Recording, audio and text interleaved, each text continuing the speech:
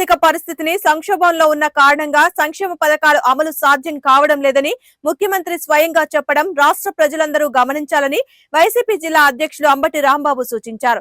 Media సమావేశంలో ఆయన మాట్లాడుతూ దావోస్ పర్యటనలో చేసిన విన్యాసాలు, దానిని కొన్ని వ్యవస్థలు ప్రభుత్వానికి అనుకూలంగా మలుచుకొని మసాలాలు జోడించిన అంశాలను ఆయన క్షుణ్ణంగా వివరించారు.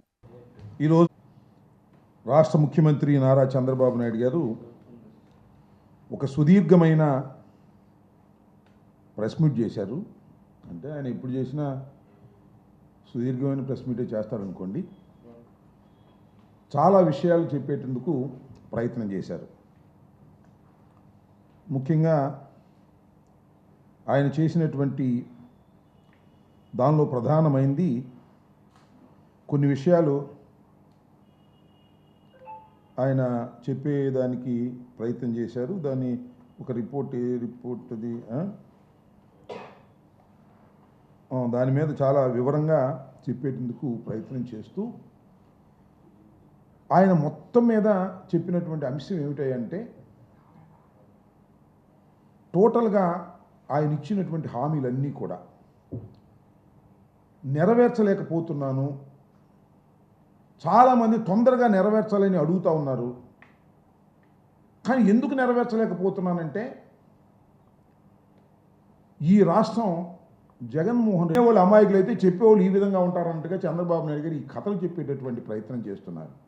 టోటల్గా పచ్చి అబద్ధాలు చెప్పేటటువంటి కార్యక్రమం చేయటం, దాన్నేమో ప్రజలు నమ్మించాలనేటువంటి ప్రయత్నం. ఆయనకి వంది మగదు. ఇందాక చూసే ప్రెస్ మీట్లో చంద్రబాబు నాయుడు గారు అన్నీ చెప్పిన తర్వాత జగన్మోహన్ రెడ్డి గారి పరిపాలనలో చాలా విధ్వంసం జరిగిపోయిందని అంటే ఇంకో ఆయన ఎవరో పత్రికా విలేకరు ఆయన అంటున్నాడు, వాళ్ళ బ్యాచే. అంటే కొంతమంది మంచి వాళ్ళు కూడా ఉన్నారు అనుకోండి, మీరు చెప్పింది చాలా తక్కువ అండి, ఇంకా ఇవి కలిపితే ఇంకా ఎక్కువ అవుద్ది అంటాడు.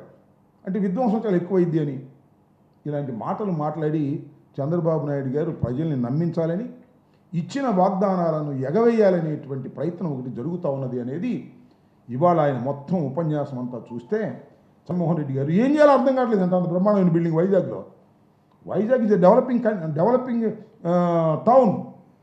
భారతదేశంలోనే వైజాగ్ అనేది గ్రోయింగ్ టౌన్. హైదరాబాద్తో పోటీగా పెరుగుతున్నటువంటి పట్టణం అది. ఆ పట్టణంలో ఒక అద్భుతమైన బిల్డింగ్ కడితే ఏం చేయాలో నాకు అర్థం కావట్లేదు అనేటువంటి పరిస్థితికి కూటమి ప్రభుత్వం వచ్చిందంటే వాళ్ళకి అసలు ఏం తెలియదని నాకు అర్థమవుతుంది. ఓకే, ఎవరిది? ఎవరైనా పాదయాత్ర ఏం అనలేదే. ఇంకా 4 సంవత్సరాలు దాటి ఉంది. పర్యటన చాలా డెఫినెట్గా ఉంటుంది. పర్యటనలు ఉంటాయి, ప్రజలతో కలుసుకోవటాలు ఉంటాయి. ముందు మీరే చూస్తారు. జగన్మోహన్ రెడ్డి గారు ఒకటే మనవి చేస్తున్నా, జగన్మోహన్ రెడ్డి గారికి మించిన ప్రజాదరణ ఈ దేశంలో, ఈ రాష్ట్రంలో చాలా తక్కువ మందికి మాత్రమే ఉంది. ఈ రాష్ట్రంలో జగన్మోహన్ రెడ్డి గారికి మించినటువంటి ప్రజాదరణ కలిగినటువంటి రాజకీయ నాయకుడు ఎవ్వరూ లేరు. బహుశా మొన్న ఓడిపోయి ఉండొచ్చు, that is a different matter. కానీ ఈజ్ ఎ క్రౌడ్ పుల్లర్. ప్రజల్లోకి వెళితే ప్రజలు ఎగబడేటటువంటి మనిషి ఈ జగన్మోహన్ రెడ్డి గారు. దురదృష్టవశాత్తు మొన్న మేము ఓడిపోయాం. దానికి కారణాలు అనేక ఉన్నాయి.